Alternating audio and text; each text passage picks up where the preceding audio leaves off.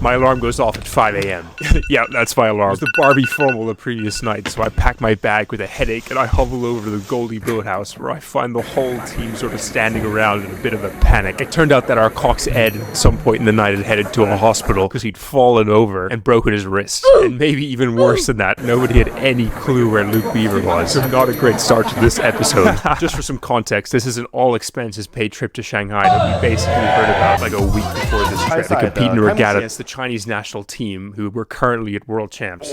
But anyway, finally, around 6 a.m., Seb gets a call from Luke Beaver, and he's obviously in a state because he's stuck on the other side of campus. He has no luggage, and he can barely form a sentence. So Seb and I and a couple guys hop into one of the buses to go pick him up, while the coaches take another bus straight to the airport. At this point, Rob is pissed. Apparently, his bus was dead silent for the entire 3-hour drive. The bus I'm in that picks up Beaver is dead silent for about 2 minutes, and then everyone breaks out into laughter because Beaver knows he's in deep trouble and refuses to take his head out of his hands, partly because he has a bruise on his neck. Anyway, we get in the plane and sleep it off on the 13-hour plane flight and land in Shanghai. And upon landing, Rob calls us all degenerates and marches us into the coach to head straight for the Shanghai Aquatic Center to keep training, where he takes his frustrations out by making us do pieces over and over and over. Since I've thrown him under the bus a bit, I should probably say that Luke Beaver only gets away with stuff like this because in person he's actually a really lovable dude. Beaver's a stud junior rower out of King's School, Worcester. And he's not always the best at stringing words together, but he is a top bloke and kind of cracked on the water. I mean, last year he made the reserve crew, and this year he's a serious contender for the Blue Boat, even though he's only 19, which is insane.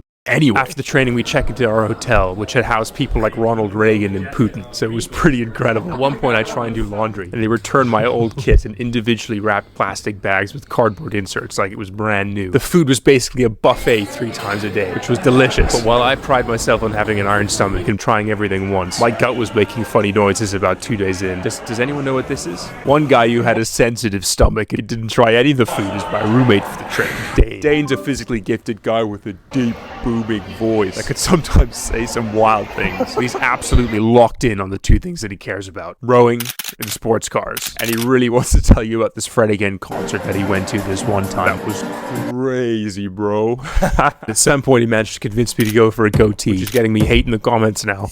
Then we were chauffeured around as honored guests around Shanghai, with our cameramen and tour guide in tow. And man, Shanghai does make everything else seem sleepy. We were ushered to the top floor of the Shanghai Tower, the 2nd tallest building in the world, where we did a press conference with all the top Chinese clubs and felt a bit like celebrities. They even had live translators. Then it was finally time for the regatta opening ceremony, where they had us walk on stage through fog machines like WWE wrestlers. Footage of our trip alongside of the teams has somehow already been edited into this incredibly made video that they broadcast on Chinese TV.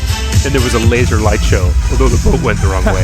Finally, it was regatta day, but the format was a 4.2k time trial, followed by 250-meter finals. The major competition for us was an Australian boat, the Chinese national team boat, and then Oxford Brooks. Most of the Aussies had come from U23 6 weeks earlier. The Chinese team had just gotten back from world champs, and Brooks are always fast. The president said gave his first rousing speech about how this was going to be the most aggressive year ever for Cambridge. Bring it out, bud! And it worked. We all went off ridiculously hard at the first minute of the race.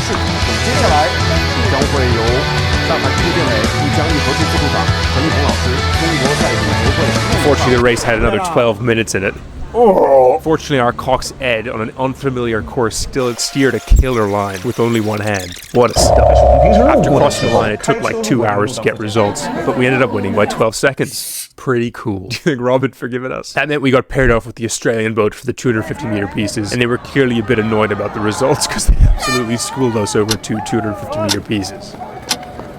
Then the podium was a crazy experience. Some presenters gave us a massive check and told us only afterward that it was missing a decimal point. So we were all filthy rich for about 20 minutes. Rob took all the money anyway. Then the whole thing concluded with a closing ceremony where they had us play Chinese-style games, which Brooks were really good at. And then the stage opened up into a rooftop terrace overlooking Shanghai, where we danced into the night with the other teams. Going through all this footage, it's still insane to me that we got to do it. I mean, all the other teams were great fun, the regatta organizers were clearly killer, and everyone was so friendly. And look who's learned his lesson. We flew back to Cambridge, and I went back to my little British house and got into bed and wondered if the whole thing had maybe just been a dream. That's right when my phone dinged with Rob's training schedule for the next 2 weeks. And yep, we were due at the Goldie Boathouse at 5 a.m. the next morning.